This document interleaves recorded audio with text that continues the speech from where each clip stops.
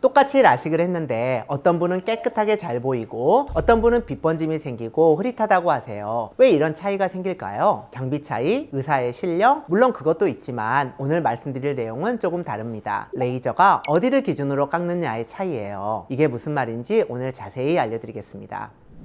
시력 교정 수술은 레이저로 각막을 깎는 수술입니다. 그런데 각막을 깎을 때 기준점이 필요해요. 어디를 중심으로 깎을 것인지가 정해져야 레이저가 정확하게 조사되겠죠. 기준점을 잡는 방식은 두 가지예요. 하나는 동공 중심, 하나는 시축 중심입니다. 대부분의 라식 스마일 수술은 동공 중심으로 합니다. 말 그대로 검은 눈동자, 동공의 한 가운데를 기준으로 레이저를 쏘는 거예요. 가장 직관적이고 장비에서 잡기도 쉽거든요. 그런데 문제가 있습니다. 동공의 중심이 우리가 실제로 보는 중심과 다를 수 있어요. 우리가 물체를 볼 때 빛은 각막을 통과해서 망막의 중심 부인 황반에 상을 맺습니다. 이 경로를 시축이라고 해요. 진짜 보는 중심이죠. 그런데 이 시축과 동공 중심이 정확히 일치하지 않는 사람이 많습니다. 대부분 약간씩 어긋나 있어요. 카메라 렌즈를 닦는다고 생각해 보세요. 렌즈의 한가운데를 닦아야 사진이 깨끗하게 나오겠죠. 그런데 만약 렌즈 중심이 아니라 살짝 옆을 닦으면 가운데는 여전히 지저분한 채로 남아 있을 거예요. 동공 중심 수술이 바로 이런 문제를 가지고 있습니다. 동공 중심이 시축과 다르면 레이저가 엉뚱한 곳을 깎게 되는 거죠. 이 동공 중심과 시축 사이의 차이를 카파각이라고 합니다. 카파각이 작으면 동공 중심과 시축이 거의 일치하니까 동공 중심으로 수술해도 큰 문제가 없어요. 그런데 카파각이 큰 사람은 다릅니다. 동공 중심을 기준으로 깎으면 실제 보는 중심에서 벗어난 곳을 깎게 돼요. 이걸 중심 이탈이라고 하는데요. 중심 이탈이 생기면 포마라고 하는 불규칙 난시가 생깁니다. 빛이 한 점에 모이지 않고 혜성 꼬리처럼 퍼지는 현상이에요. 그래서 시력 검사에서는 1.0이 나와도 환자 본인은 흐릿하고 번져 보인다고 느낍니다. 밤에는 동공이 커지기 때문에 증상을 더 많이 느끼고요. 빗번짐이 생기고 사물이 더욱 겹쳐 보이기도 해요. 그리고 이건 안경으로 교정이 안 됩니다. 불규칙 난시는 일정한 패턴이 없기 때문에 안경 렌즈로 잡을 수가 없거든요. 동공 중심 수술에는 또 다른 문제가 있어요. 동공은 빛의 양에 따라 크기가 변하잖아요. 밝은 곳에서는 작아지고 어두운 곳에서는 커집니다. 그런데 우리가 수술을 받는 수술실은 조금 어두워요. 레이저 조사를 정확하게 하려면 어두운 환경이 필요하거든요. 어두운 곳에서는 동공이 커지면 동공의 중심도 미세하게 이동합니다. 특히 동공이 원래 큰 분들은 이 문제가 더 심합니다. 동공이 크면 동공 중심이 시축에서 더 멀어지는 경향이 있거든요. 그래서 동공이 큰 분들이 라식 후 빗번짐이 심하다는 얘기가 많은 건데 사실 동공 크기 자체보다도 동공 중심으로 수술했기 때문에 생기는 문제인 경우도 많습니다. 지금까지 말씀드린 동공 중심과 시축의 차이 실제로 보여드릴게요. 왼쪽은 카파각이 작은 눈이에요. 동공 중심과 시축이 거의 일치하죠. 이런 눈은 동공 중심으로 수술해도 괜찮습니다. 오른쪽은 카파각이 큰 눈이에요. 동공 중심과 시축이 꽤 떨어져 있죠. 이런 눈을 동공 중심으로 수술하면 중심 이탈이 생깁니다. 그리고 이건 실제 수술 결과 비교예요. 빨간색 선과 파란색 선이 십자로 만나는 곳이 시축인데요. 그리고 하늘색으로 보이는 부분이 레이저로 깎인 영역입니다. 동공 중심 수술은 시축에서 벗어난 방향으로 깎인 게 보이시죠? 반면 시축 중심 수술은 정확히 중심으로 넓게 교정된 걸 볼 수 있습니다. 그 이유는 동공을 따라가는 게 아니라 각막의 반사점, 실제로 빛이 들어오는 중심을 기준으로 레이저를 조사하기 때문이에요. 그리고 시축은 동공처럼 크기에 따라 위치가 변하지 않기 때문에 처음부터 끝까지 일정한 기준점을 잡고 깎을 수 있습니다.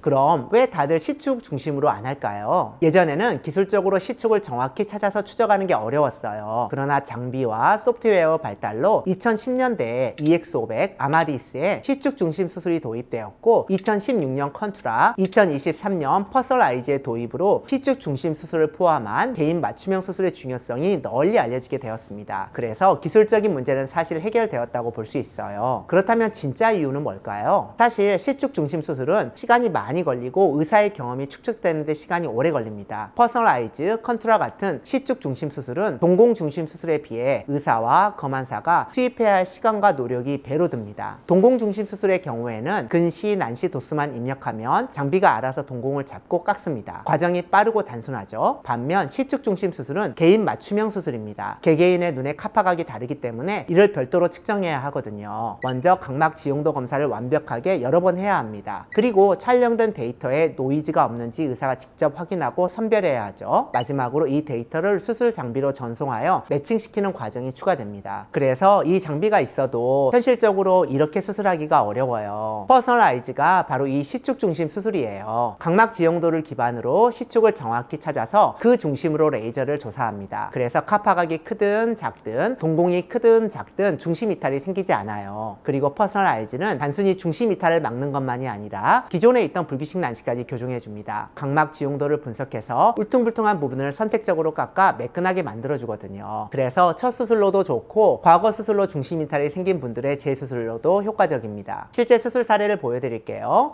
먼저 첫 수술 케이스 두 분입니다. 첫 번째는 양성 수직 코마, 그러니까 각막이 위쪽으로 가파른 비대칭이 있었던 20대 환자예요. 퍼스널아이즈 라식 후 다음날 양한 1.2가 나왔고 수직 코마가 우한 0.45에서 0.162로 좌안은 0.248에서 0.065로 감소했습니다. 정상 범위가 0.2 이하인데 정상 범위 안으로 들어온 거죠.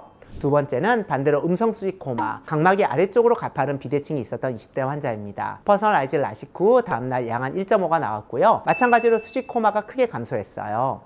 다음은 재수술 케이스 세 분입니다. 세 번째는 과거 스마일 라식 후 겹쳐 보임으로 오신 20대 환자예요. 각막 지형도를 보면 양안 모두 위쪽으로 레이저가 치우쳐져서 깎여 있고 아래쪽이 가파른 음성 수직 코마가 있었어요. 전형적인 스마일 라식 후 중심 이탈 모양입니다. 이로 인해 시력은 1.0, 1.0인데 글자가 흘러내리고 빛이 번져 보여서 불편해 하셨어요. 퍼스널아이즈로 재수술 후 수직 코마가 양안 모두 거의 0에 가깝게 교정됐습니다. 시력은 1.5, 1.5로 좋아졌고 빛 번짐과 겹쳐 보임도 사라졌습니다. 네 번째는 40대 환자분으로 15년 전 라식 후 시력이 우한 0.4, 좌안 0.5로 떨어졌고 안경을 써도 빛번짐이 있었어요. 각막 지형도를 보면 양안 모두 중심 이탈이 심했고 수직 코마, 수평 코마, 구명수차가 모두 높았습니다. 퍼스널아이즈 재수술 후 시력은 우한 1.5, 좌안 1.2로 좋아졌고 불규칙 난시도 많이 좋아졌어요. 다섯 번째는 40대 환자분으로 13년 전 라섹 후 시력이 우한 0.5, 좌안 0.6으로 떨어져서 안경을 쓰고 계셨어요. 퍼스널아이즈 재수술 후 수직 코마, 수평 코마 모두 크게 감소했고 광학부가 넓어지면서 덜 깎였던 부위까지 고르게 교정된 걸 확인할 수 있습니다. 시력은 양안 모두 1.2, 1.2로 좋아졌습니다. 이렇게 퍼스널아이즈는 첫 수술에서도 불규칙 난시를 예방하고 재수술에서도 불규칙 난시를 교정할 수 있습니다. 어려운 내용인데 끝까지 시청해 주셔서 감사합니다. 동공 중심으로 깎느냐 C축 중심으로 깎느냐에 따라 라식 결과가 달라질 수 있습니다. 이 영상을 보시고 C축 중심 수술을 통해 좋은 결과를 얻으시길 바랍니다. 궁금하신 점은 댓글로 남겨주세요. 감사합니다.